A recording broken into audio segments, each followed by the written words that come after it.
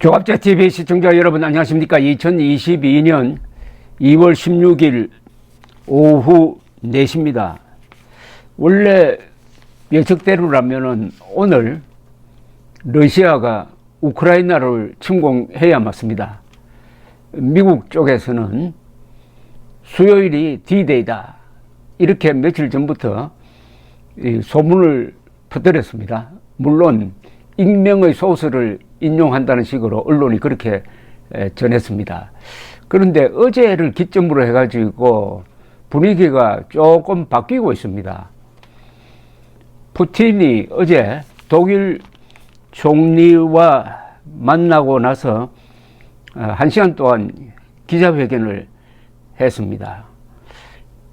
올라프 숄츠 독일 총리는 우크라이나를 방문한 데 이어서 모스크바를 방문해가지고 푸틴과 아주 깊은 이야기를 나눴다고 합니다. 독일이 지금 유럽 국가 중에서 나토 회원국 중에서는 러시아와 가장 친합니다. 과거에는 독소 전쟁이라고 그래가지고 인류 역사상 최대 규모의 전쟁을 했던 적도 있는데 독일과 이 러시아 사이에는 천연가스로 이렇게 연결되어 있습니다. 독일이 러시아 천연가스를 많이 사주고 있습니다. 근데 이럴 때는 천연가스를 끊어버리면은 곤란하니까 이게 상방 무기가 됩니다. 그런데 이 독일 총리는 지금 유럽 국가로부터 왜 러시아 편을 들으냐 해가지고 눈총을 좀 사고 있는데, 그러나 원칙은 지킨다는 입장입니다. 어제 1시간 동안 기자회견을 하는 걸 쭉 제가 한번 들어봤습니다. 푸틴이 말을 이렇게 돌리고 저렇게 돌리고 하는데 가장 핵심적인 이야기는 이거였습니다. 훈련에 참가했던 러시아 군 부대가 일단 병영으로 돌아간다. 그것과 더불어 아직도 협상할 시간이 있다. 아직도 외교적으로 이 문제를 해결할 시간이 있다라고 했습니다. 여기 대해서 우크라이나 측도 조금 거기에 반응을 보이고 있습니다. 우크라이나 대통령은 우리가 나토에 가입하고 싶고 나토에 가입하라는 내용이 헌법에 들어가 있다. 그러나 아직은 그것이 꿈이라고 이야기했습니다. 우크라이나가 나토에 들어가는 것은 꿈이다. 꿈이란 드림이라는 표현을 썼는데 장래에 상당 기간 동안 또는 영구적으로 우크라이나는 나토에 가입하지 않겠다는 것을 그렇게 은유적으로 표현한 것으로 보입니다. 이렇게 되니까 분위기가 전쟁을 피하는 분위기 쪽으로 가고 있는 것 같은데 바이든 대통령은 절대로 낙관해서는 안 된다. 말로는 군 부대를 일부 철수시켰다고 하지만 아직 그런 증거가 없다. 나토 쪽에서도 그런 증거가 없다. 이렇게 이야기하고 있습니다. 나토 사령부는 브뤼셀에 있습니다. 그러나 일단은 첨예하게 전쟁 일보 직전으로 가던 분위기가 슬며시 좀 바뀌고 있는 것 같아요. 그런데 이 모든 결정은 누가 내리느냐 하면은 푸틴이 혼자서 합니다. 이 독재 국가의 이게 큰 약점이죠. 아마 푸틴도 전쟁을 해야 될지 안 해야 될지 아직 결정 안 하고 있을 가능성이 상당히 많다고 봅니다. 푸틴도 이제 나토 국가 미국이 일치 단결해가지고 침공하면 가만 안 두겠다 하는 이야기를 듣고 생각을 바꿨을 가능성도 있습니다.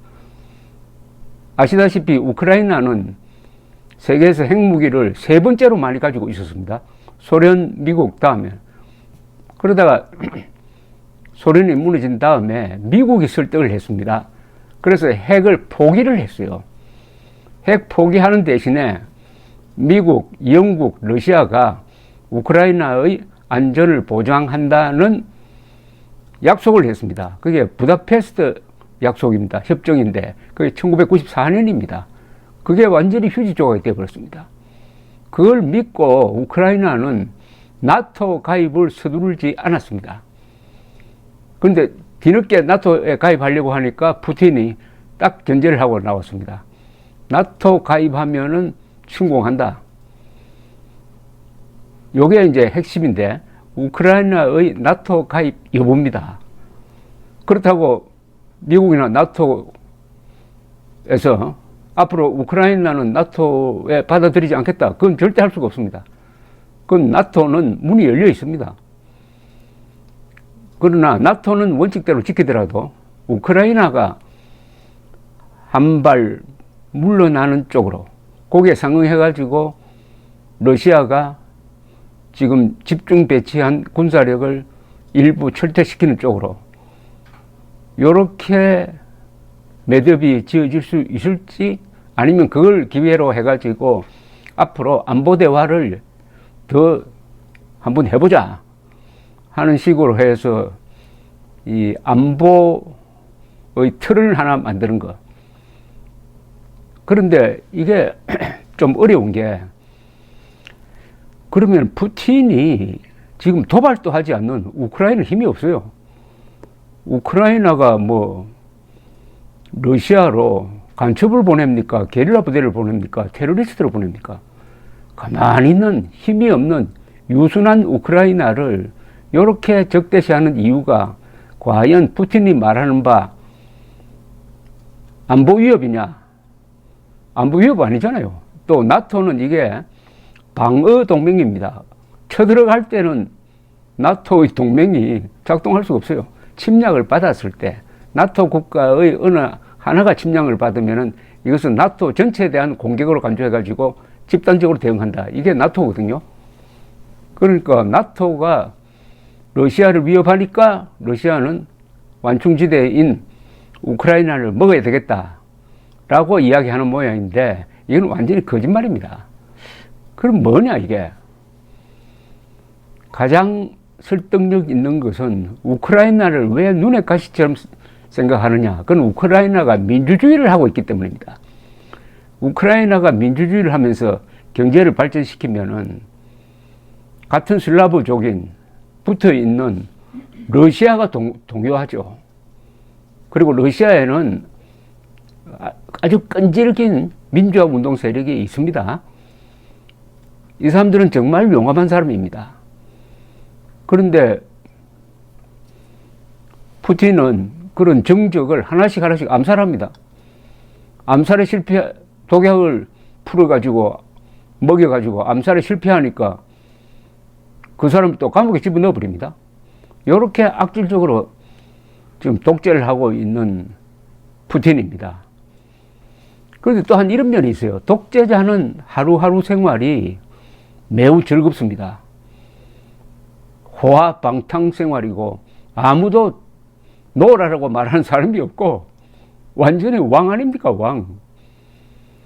더구나 지금 러시아는 자원이 워낙 많아가지고 이 자원 팔아먹는 데 관계되는 사람들이 돈을 많이 벌고 있습니다. 러시아의 100대 부자가 거의 전부 다가 푸틴과 무슨 관계가 있다는 것 아닙니까? 가장 부패한 자가 푸틴이거든요. 흑해에 별장을 하나 지었는데 그 건축비가 10억 달러가 들었다고 합니다.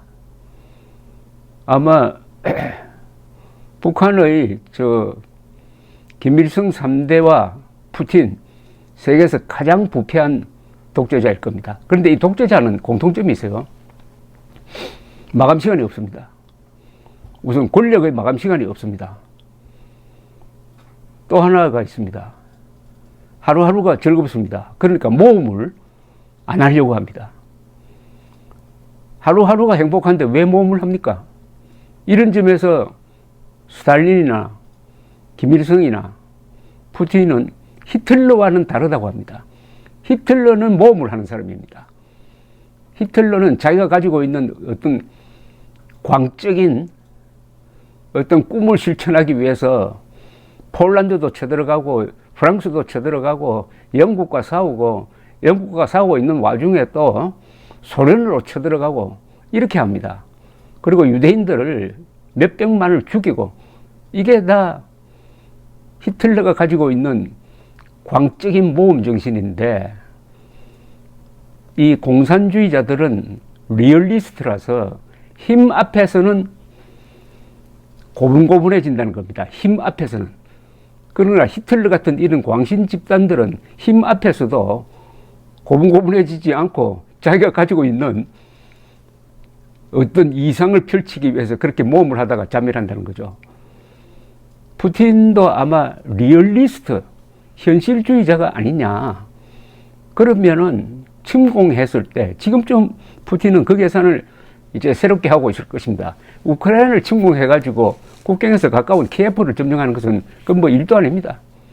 또 나토나 미국이 우크라이나를 구하기 위해서 군사력을 행사하지 않는다고 이미 선언했습니다. 군사적으로 이기는 것은 뭐 간단히 끝납니다. 그 다음이 문제죠. 그 다음에 그러면 이 4천만이나 되는 나라를, 국토가 프랑스보다 조금 큰 나라를 어떻게 통치할 수 있느냐는 겁니다. 또 게릴라전을 펼치기 시작하면 그게 10만 명 가지고 되겠습니까? 20만, 30만 배치했다가 과거에 소련이 거들났듯이 러시아도 거들날 것 아닙니까? 그 다음에 더 무서운 것은 이 미국과 나토가 러시아에 대한 제재를 하는 겁니다. 특히 금융 제재를 하는 겁니다. 달러 결제를 못하도록 해버리면은 어마어마한 타격을 받죠. 그리고 독일과 지금 합의해서 천연가스 파이프를 거의 다 놓았는데 이것도 가동 중단된다. 동시에 푸틴과 그 측근들에 대한 제재를 해가지고 해외와의 거래를 끊어버린다든지 해외 재산을 동결해버린다든지 이렇게 하는 것까지 계산하면은 아마 모험할 엄두가 나지 않을 가능성이 있습니다. 그 대신 요사에 보면은 푸틴이 얼마나 기분 좋겠습니까? 마크롱도 찾아오고 바이든도 수시로 전화를 걸고 그 독일 총리도 찾아오고 이렇게 하니까 아마 지금은 아마 우쭐할 겁니다. 역시 군대를 딱 배치해 놓으니까 마치 칼자루 잡은 사람처럼 나를 이렇게 존중해 주는구나. 이제 러시아가 과거의 소련 시대의 그 영광을 찾겠구나. 이렇게 생각하고 있을 겁니다. 지금 뭐 게임을 제일 즐기고 있는 게 푸틴입니다.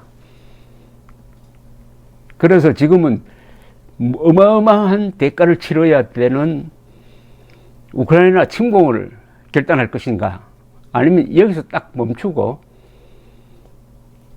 명분을 얻어가지고 다시 긴장을 완화시키는 쪽으로 갈 것이냐, 요 기로에 딱 서 있는데, 세계 언론의 이 추측은 일단 전쟁 위험은 잠시지만 좀 줄어든 것 아니냐 하는 생각을 하고 있다고 합니다. 특히 이번에 중요한 역할을 하고 있는 게 미국과 영국의 정보기관입니다. 미국과 영국 정보기관은 계속 침공이 임박했다, 그 증거는 이거다 하면서 김을 빼고 있습니다.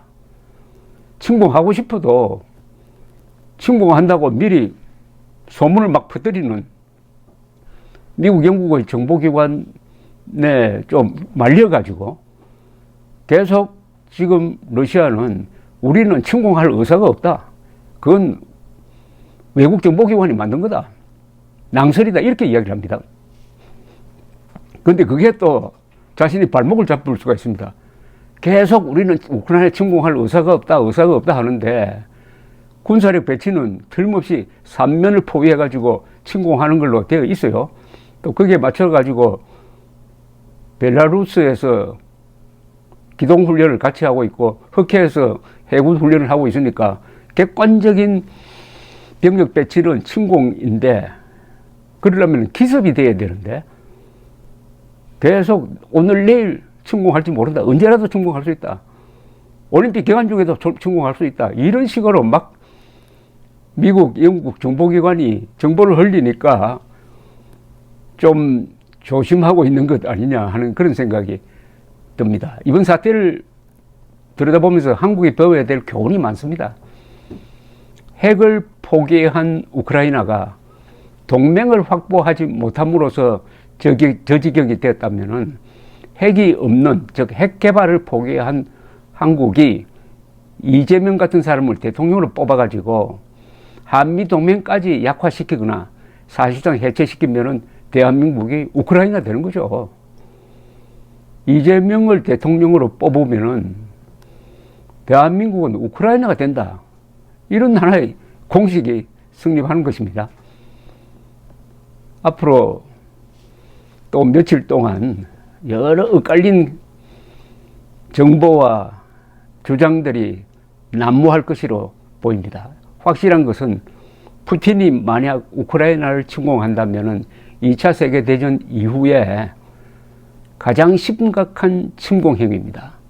도발하지 않는 나라를 쳐들어가서 지도에서 없애버리는 것은 후세인이 쿠웨이트에 대해서 했던 1990년 의 한 사례가 있습니다. 그것 때문에 결국 후세인이 당해가지고 나중에 후세인이 잡혀가지고 교수형 당하잖아요.